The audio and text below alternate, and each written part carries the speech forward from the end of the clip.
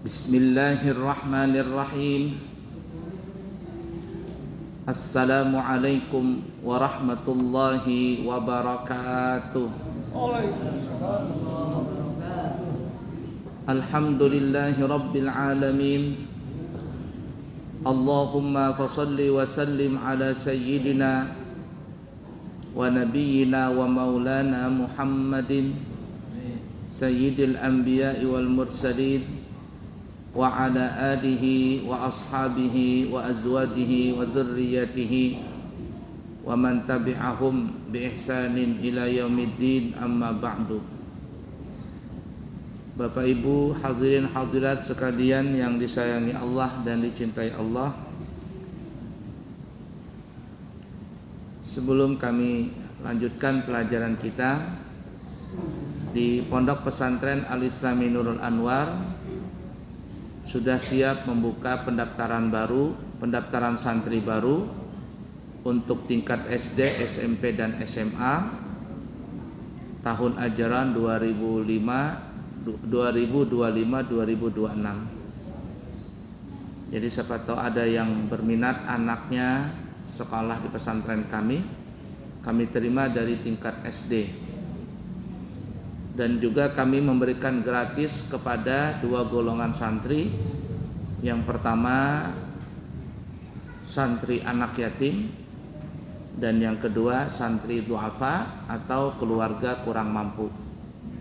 Kami akan gratiskan dua golongan ini sesuai dengan syarat-syarat yang berlaku. Kemudian juga insya Allah kami juga membuka pendaftaran baru untuk berangkat umrah. Kami buka dengan harga 28 juta rupiah.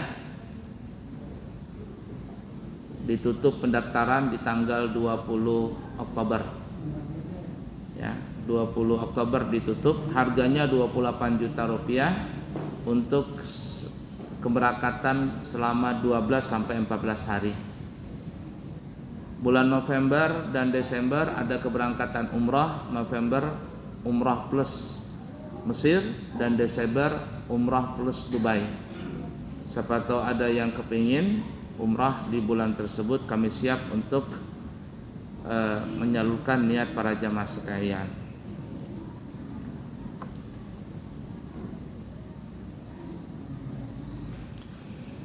Baik, di dalam kesempatan kali ini kita akan membahas beberapa hadis-hadis yang berkaitan tentang salat sunnah rawatib.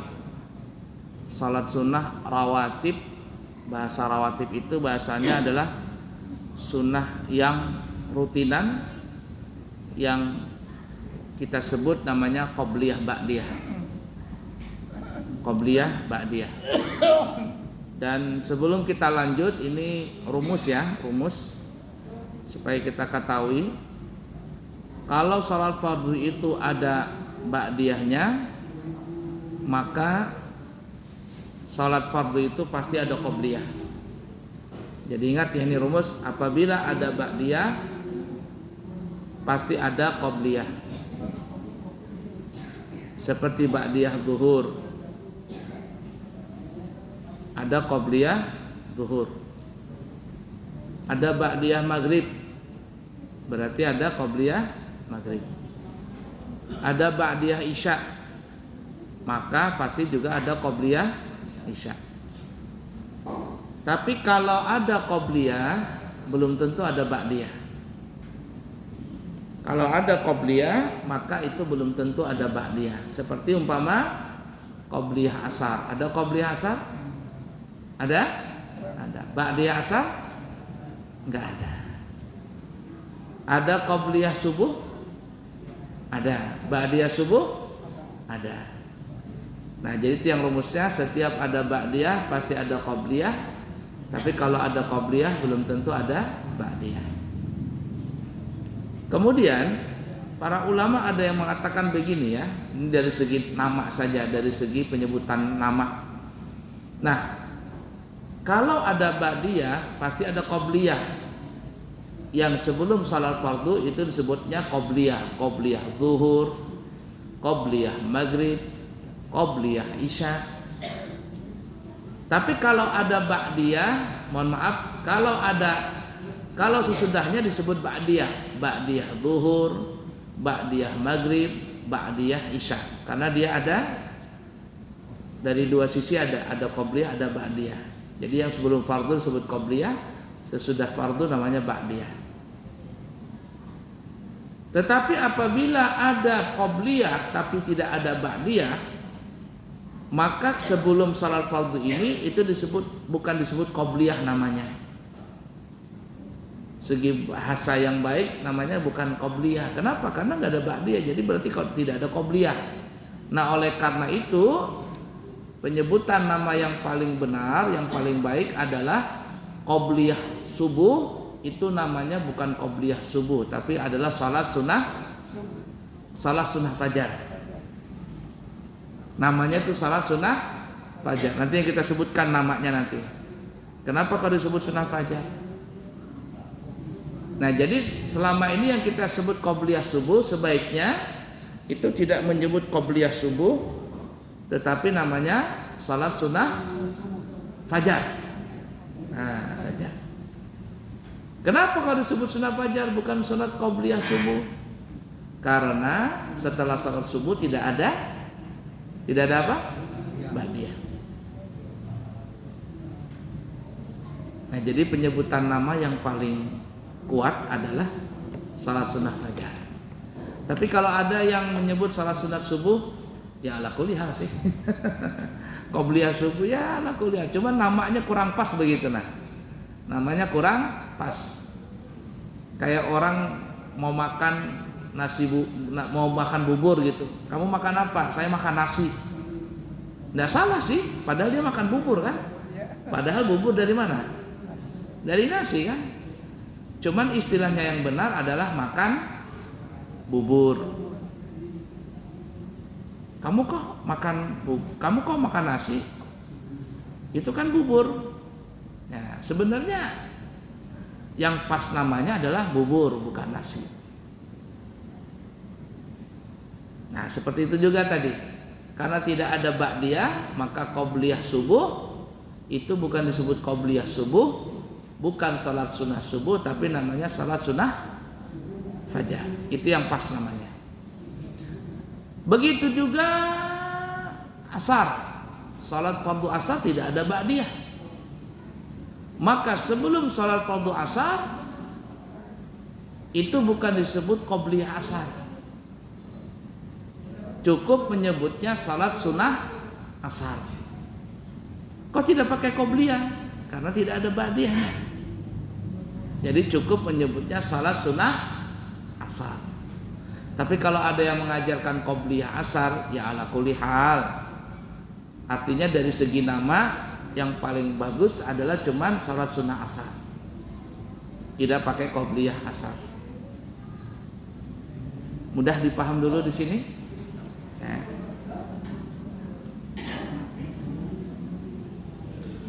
La ilaha illallah.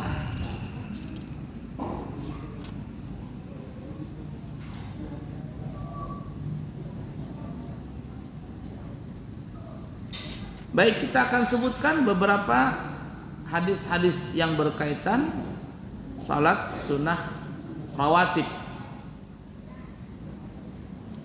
Yang pertama hadis yang diriwayatkan oleh Al-Imam Bukhari dan Imam Muslim, bersumber daripada Siti Aisyah radhiyallahu taala anha.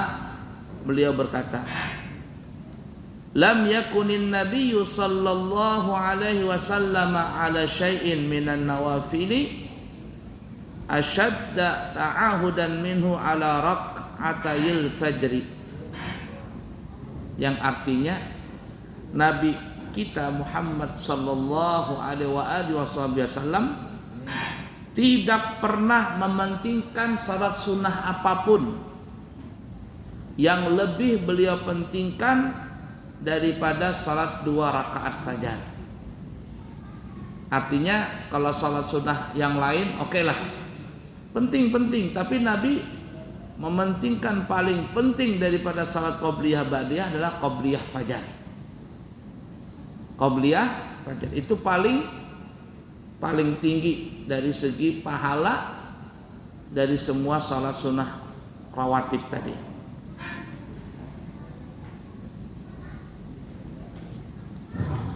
Tidak ada salat sunnah yang lebih dipentingkan oleh Nabi kita Muhammad sallallahu alaihi wasallam daripada salat sunnah fajar. Rakaatil fajar. Dalam riwayat yang lain dikatakan rakaatanil fajri khairum minad dunya wa ma fiha. 2 rakaat fajar. Salat sunnah fajar nih, 2 rakaat fajar itu lebih baik daripada segala dunia dan isinya. Dunia dan isinya. Isinya ini maksudnya ya isi-isinya. Rumah, mobil, tanah, sandang, pangan, papan.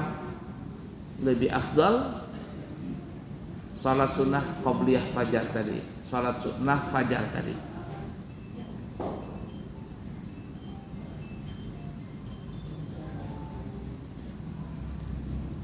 Ada seorang pemuda datang kepada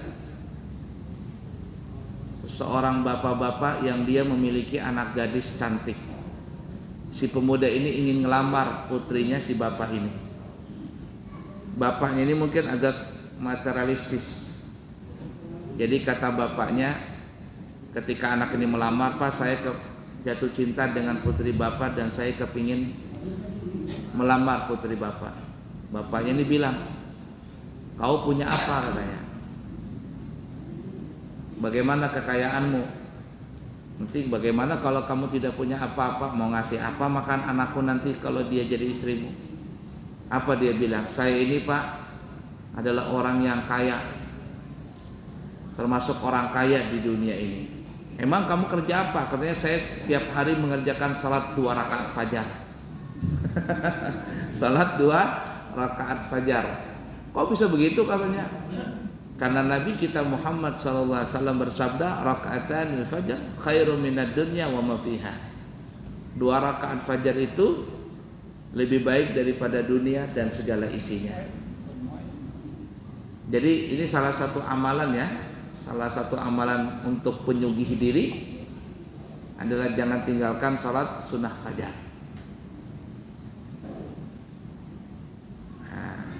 Kalau kita nggak sempat salat sunnah fajar, diqadha. Boleh qadha. Jadi kalau kita qadha itu lebih baik daripada tidak mengqadha sama sekali. Jadi urutan yang paling tinggi pahalanya dari segala salat sunnah rawatib adalah salat sunnah fajar, 2 rakaat fajar.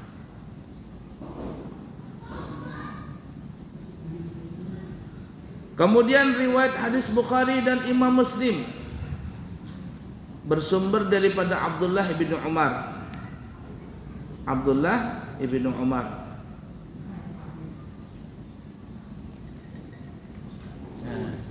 Assalamualaikum.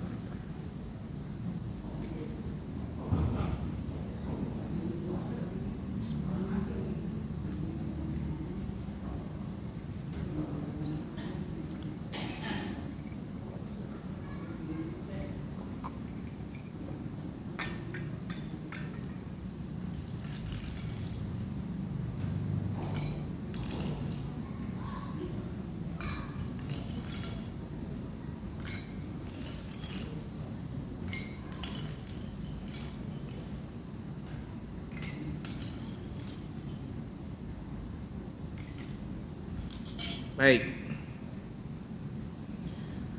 Hadis Bukhari Muslim bersumber daripada Abdullah bin Umar radhiyallahu taala anhuma qala hafiztu an Rasulillah sallallahu alaihi wasallam rak'ataini qabla adh-dhuhri wa rak'ataini ba'da adh-dhuhri wa rak'ataini ba'da al-maghrib wa rak'ataini ba'da al-isya wa rak'ataini qabla al-ghadah. Abdullah bin Umar berkata, aku ingat Nabi kita Muhammad sallallahu alaihi wasallam tidak pernah meninggalkan 2 rakaat sebelum zuhur, yakni qabliyah zuhur, 2 rakaat sesudah zuhur, ba'diyah zuhur, 2 rakaat sesudah maghrib, ba'diyah maghrib, 2 rakaat sesudah isya, dan 2 rakaat sebelum subuh atau yang disebut namanya salat sunnah fajar tadi. Ini yang disebut namanya salat sunnah rawatib muakkad. Rawatib muakkad, arti muakkad itu Nabi dalam keadaan musafirkah atau tidak musafirkah, beliau tidak pernah meninggalkan ini. 2 rakaat fajar, 2 rakaat qobliyah zuhur, 2 rakaat ba'diyah zuhur, 2 rakaat ba'da maghrib, dan 2 rakaat ba'da isya. Jadi totalnya 10 rakaat. Itu Nabi tidak pernah meninggalkannya, baik dalam keadaan musafir ataupun tidak musafir.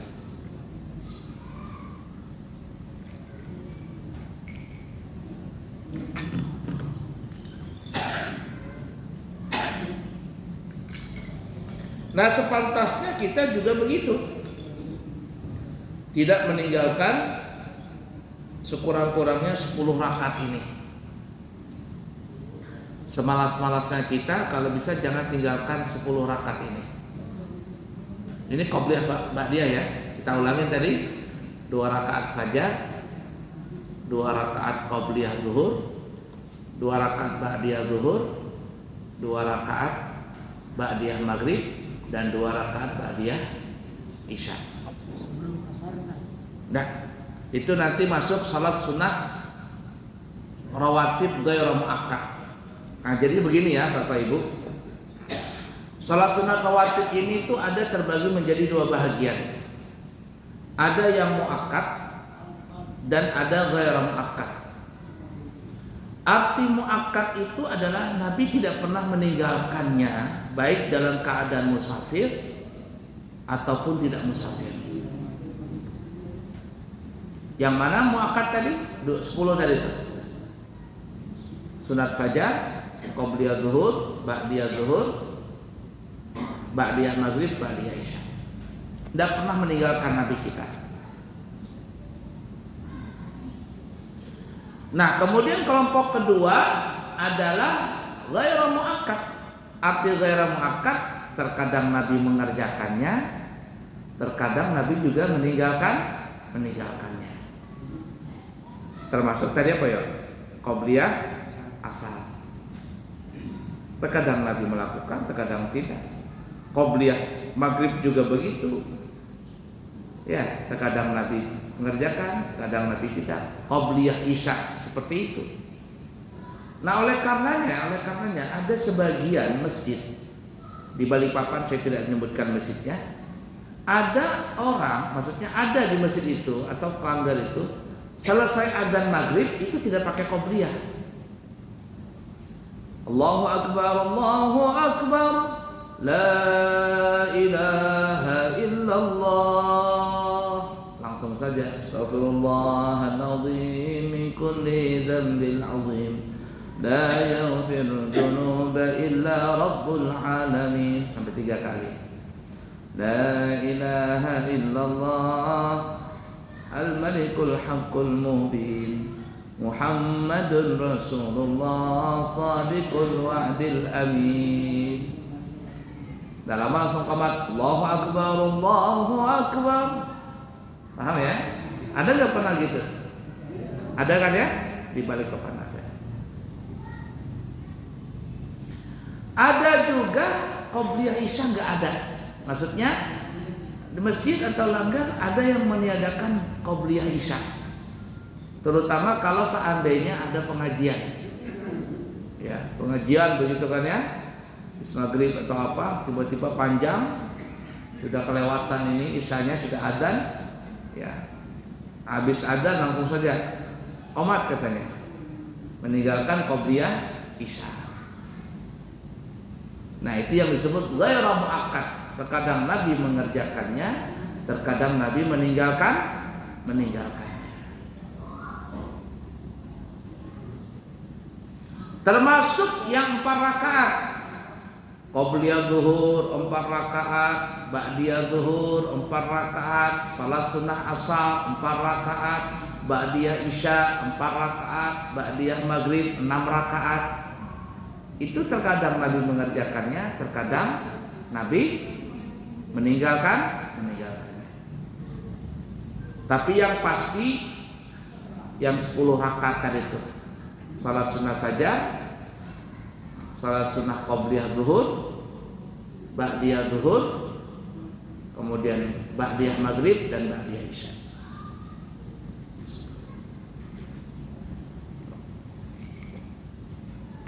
Alhamdulillah.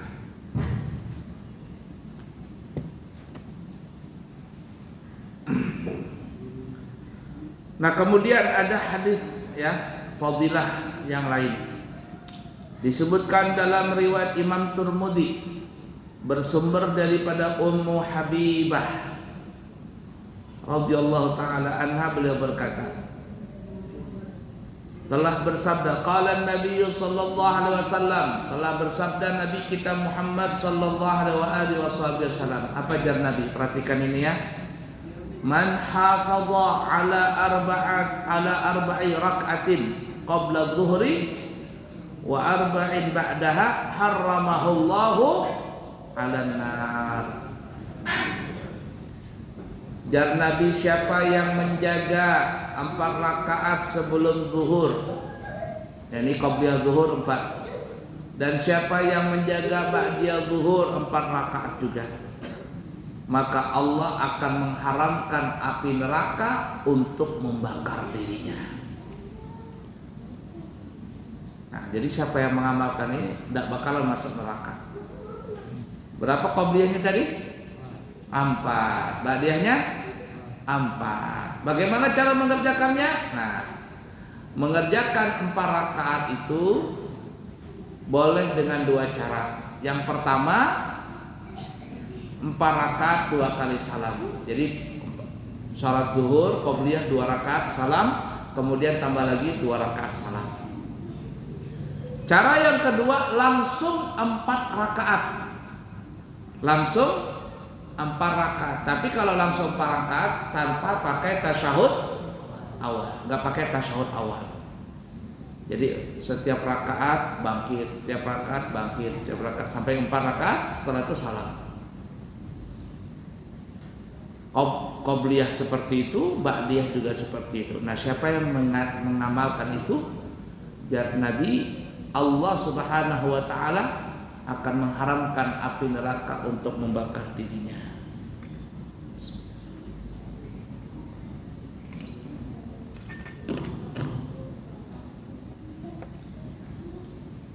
Selanjutnya,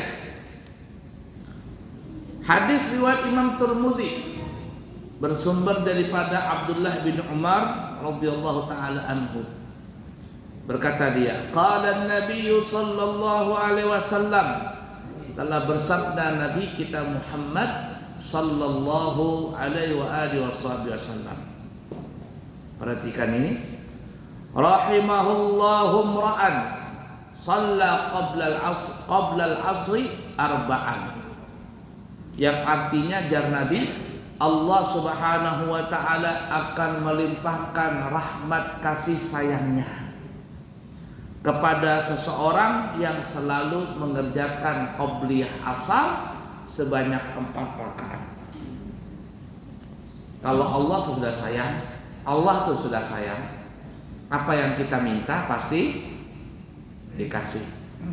Nah, ini salah satu amalan juga. Siapa yang doanya ingin mustajab, kalau dia berdoa cepat mustajab, amalkan salat qobliyah asar 4 rakaat. Karena kalau disayang pasti dikasih. Kalau dikasih belum tentu disayang. Rahimahullahu imra'an shalla qabla al-'asri arba'an. Allah akan memberikan rahmat kepada orang tersebut. Allah akan sayang kepada orang yang mengerjakan salat sunnah asar atau qobliyah asar sebanyak 4 rakaat. Caranya sama seperti tadi.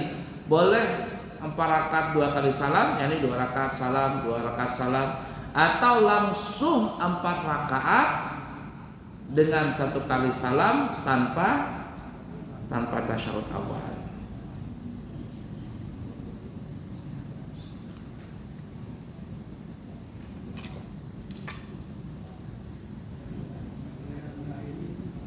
Nah ya.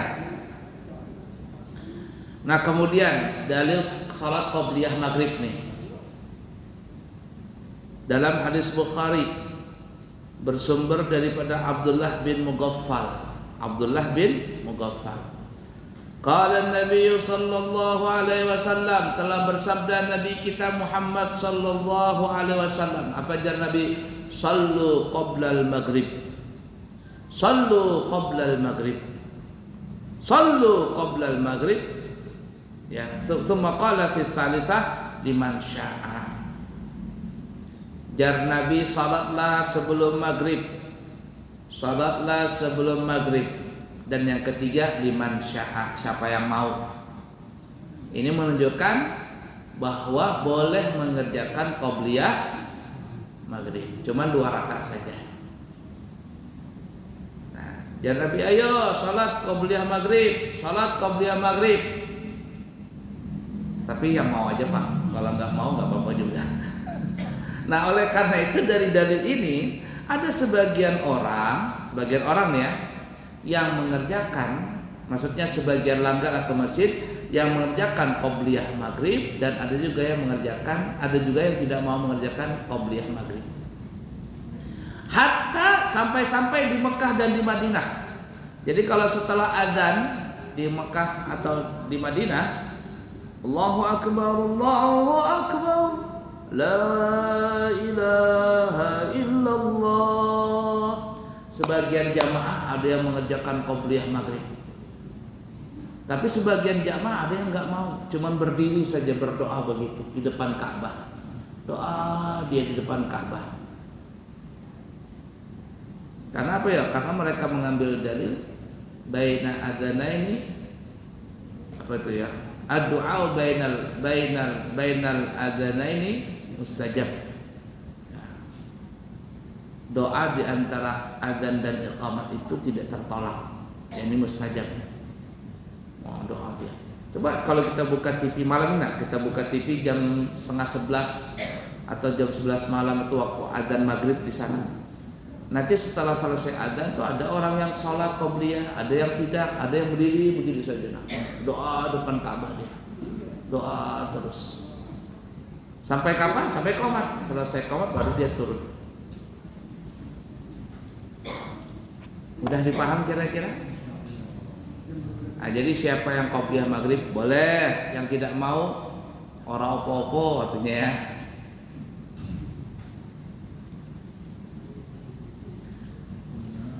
Nah, sekarang kita akan bahas sedikit tentang salat Jumat. Tadi kan qobliyah ba'diyah nih ya. Qobliyah ba'diyah apa ya? Salat sunat rawatib. Kalau Jumat ada enggak qobliyah ba'diyahnya? Nah, kita lihat ini. Kita bicara qobliyah ya, qobliyah Jumat ya. Kalau qobliyah Jumat ini ada beda pendapat ya. Ada yang mengatakan ada yang mengatakan tidak ada. Nah, tapi kalau ba'diyahnya pasti ada. Kalau ba'diyah Jumat ada.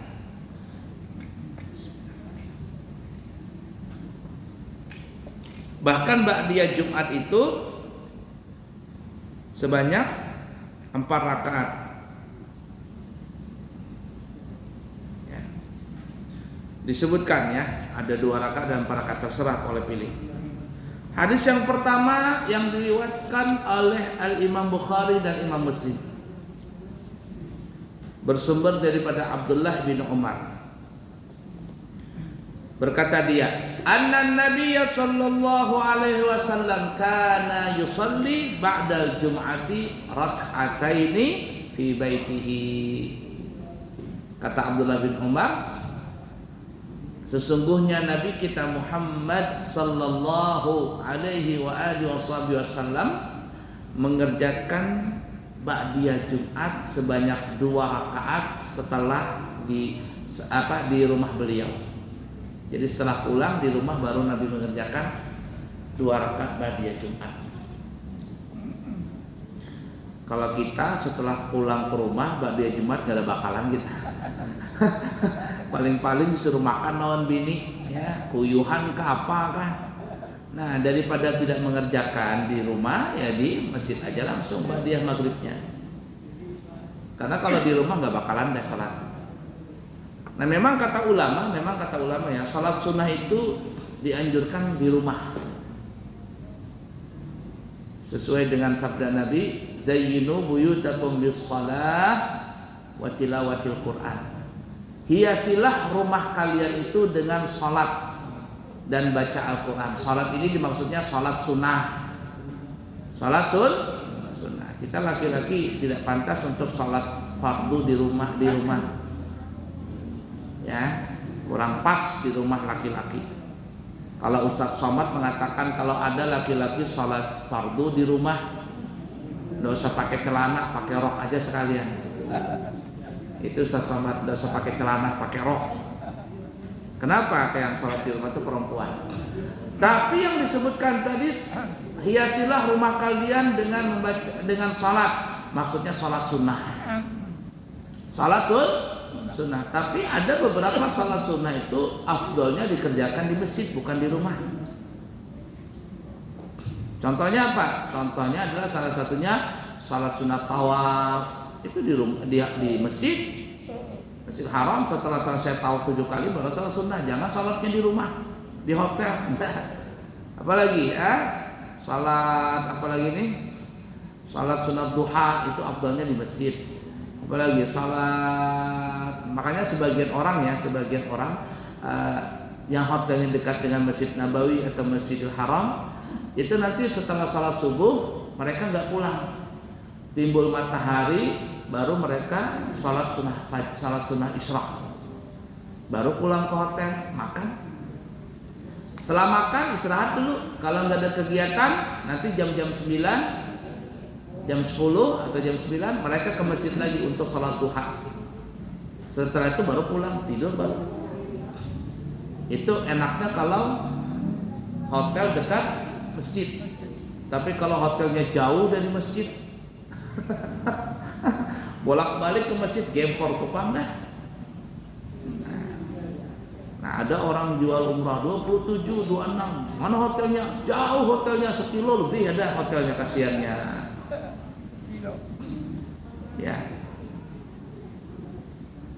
Nah, jadi ada salat duha. Nah, termasuk adalah salah satunya sunnah, maksudnya afdal mengerjakan salat itu di masjid adalah apabila kalau kita salat sunnah di rumah nggak bakalan dikerjakan, maka lebih baik mengerjakannya di masjid. Seperti kita ini Pak, nanti ba'diyah isya, aku mau salat ba'diyah isya di rumah, nggak bakalan kita. Nggak bakalan, potongan kita nggak bakalan. Kalau sudah pulang tuh nggak bakalan sudah. Bini kah na mengganggu, anak kah, cucu kah, TV kah, handphone kah na mengganggu. Daripada kada menggawi di rumah, maka afdalnya menggawi di masjid.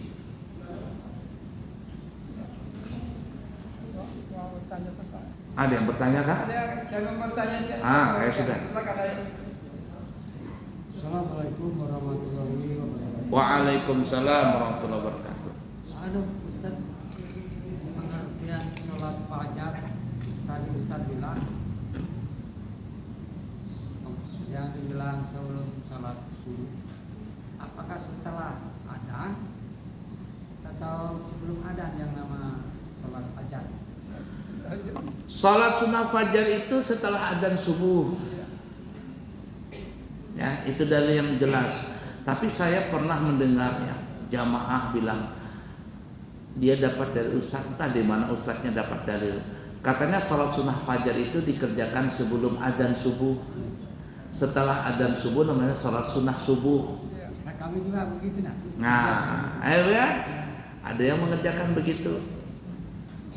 Tidak tahu di mana dalilnya, tapi yang jelas yang kami belajar di mana-mana, guru kami macam-macam, maksudnya di mana-mana ya salat sunnah fajar ya salat fajar. Makanya yang kita di awal tadi nyebutkan, sebenarnya kalau tidak ada ba'diyah itu bukan salat qobliyah. Maka disebut apa ya? Qobliyah subuh ada, ba'diyah subuh ada enggak? Enggak ada. Maka sebenarnya bukan qobliyah subuh. Nabi menyebutkannya adalah salat sunnah fajar. Namanya itu loh. Contohnya seperti tadi, orang makan bubur, kamu makan apa? Aku makan nasi katanya. Kamu makan nasi? Iya, pasti lihat bubur. Padahal kan namanya bubur ayam, nggak ada nasi ayam. Tapi nggak salah juga. Kenapa? Karena bubur dari nasi juga. Cuman istilah namanya aja beda. Tapi asal nggak ada penggantinya. Pengganti apa? Sunatan asal. Kalau sunatan. Iya, begitu juga qobliyah asar kan tidak ada ba'diyah asar. Nah, sebagian ulama mengatakan karena tidak ada ba'diyahnya, maka bukan qobliyah asar, cukup sunnah asar. Tapi ada juga yang mengatakan qobliyah asar, walaupun tidak ada ba'diyahnya, tetap namanya qobliyah asar. Tapi kalau salat sunnah fajar itu sudah jelas itu. Tidak ada Nabi menyebutkan qobliyah subuh, yang ada menyebutkan salat sunnah fajar. Terima kasih. Ya, siap. Ya. Habis? Ya, siapa lagi? Ayo. Satu lagi. Ya, silakan. Waalaikumsalam warahmatullahi wabarakatuh. Saya pernah mendengar kalau sholat maghrib itu bisa diganti dengan apa istilahnya itu ada sholat Awabin? awabin. Oh, itu lain lagi itu. Apa pengertian dari sholat awabin tadi itu Pak Ustaz? Jadi begini, awabin ini artinya orang-orang yang suka kembali kepada Allah. Artinya orang-orang yang suka apa ya, taubat gitu ya. Nah, awabin ini Bapak Ibu, ada yang mengartikan awabin itu adalah nama lain daripada salat duha. Ya, karena orang yang rajin salat duha itu disebut awabin. Nah, jadi nama lain daripada salat duha itu adalah awabin, salat awabin, salatul awabin, orang-orang yang suka kembali kepada Allah. Tapi sebagian ada yang mengatakan awabin itu adalah 6 rakaat yang dikerjakan setelah salat fardu maghrib. Terserah 6 rakaat yang mana aja. Memang ada hadisnya itu. Siapa yang salat 6 rakaat sesudah maghrib tanpa ada diselingi dengan bahasa-bahasa yang tidak bermanfaat, maka dia akan mendapatkan pahala seperti orang yang beribadah selama 12 tahun. Siangnya puasa, malamnya sholat, nggak pernah tidur. 6 rakaat. Nah, sebagian guru mengajarkan 6 rakaat tadi itu apa? Yang pertama, maksudnya 2 rakaat pertama ba'diyah maghrib. Ba'diyah maghrib. 2 rakaat yang kedua, jadi 2 rakaat salam, kemudian bangkit lagi. 2 rakaat yang kedua adalah salat sunnah taubat. Salam, kemudian 2 rakaat yang ketiga adalah salat sunat hajat. Jadi ba'diyah taubat hajat. Nah, siapa yang melakukan seperti itu, dan kata ulama sebenarnya salat apapun, cuman tadi guru mengajarkan demikian. Siapa yang mengerjakan 6 rakaat 3 kali salam setelah salat fardu maghrib tanpa diselingi bicara yang tidak bermanfaat, pahalanya adalah seperti orang beribadah 12 tahun, siangnya puasa, malamnya nggak pernah tidur untuk dia mengerjakan salat saja. Cuman kata ulama, kalau ada pengajian seperti ini, pengajian pada maghrib ada pengajian, maka lebih afdal kita mengikuti pengajian daripada kita salat sunnah tadi yang 6 rakaat. Kenapa? Karena yang belajar ini seperti ini, belajar agama, walaupun cuma sebentar, itu lebih afdal daripada orang mengerjakan salat 1000 rakaat. 1000 rakaat, siapa yang tahan 1000 rakaat salat? Tidak tahan. 20 rakaat aja bulan puasa banyak yang gempor, apalagi 1000 rakaat. Paham ya? Siap Guru Leong. Baik, cukup sekian. Semoga ada manfaatnya. Ya, siapa yang ingin berumrah ya, 12 hari sampai 14 hari 28 juta. Kita tutup pendaftaran tanggal 20 Oktober. Terima kasih. Subhanakallahumma wa bihamdika asyhadu an la ilaha illa anta astaghfiruka wa atubu ilaik. Wa akhiru kalam wassalamu alaikum warahmatullahi wabarakatuh.